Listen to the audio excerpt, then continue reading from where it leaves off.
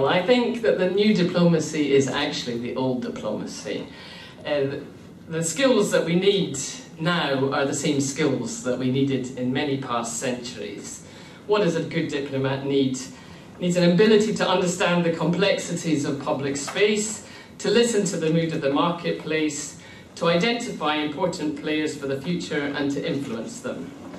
Britain's colonial past brims full of examples of such excellent diplomats. The bog barons of southern Sudan understood their clientele in a way that none of us understand the southern Sudanese today. Why? Because they spent 10 years there learning language and learning their culture.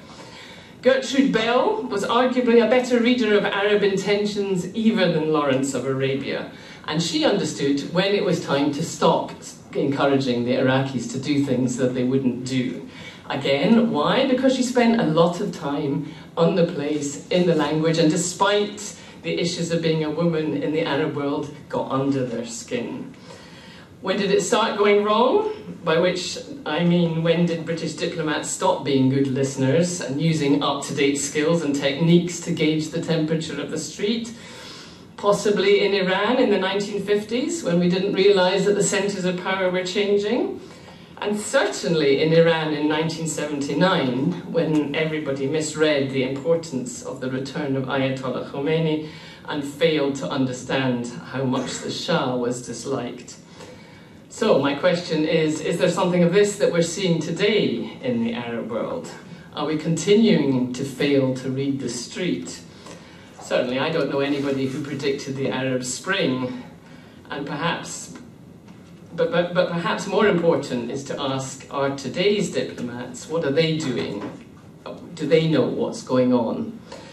And I think we can genuinely ask the question. Some people do spend time in the street, literally, but we are also confronted with the power of satellite television and with the new media. So we'll pick up a trend that we've been talking about, that it's, you know, what we do is maybe the same, but it's about using, you know, what is today's currency and tools and how we do it. So some of the Arab revolution is taking place on YouTube, okay, but not all of it.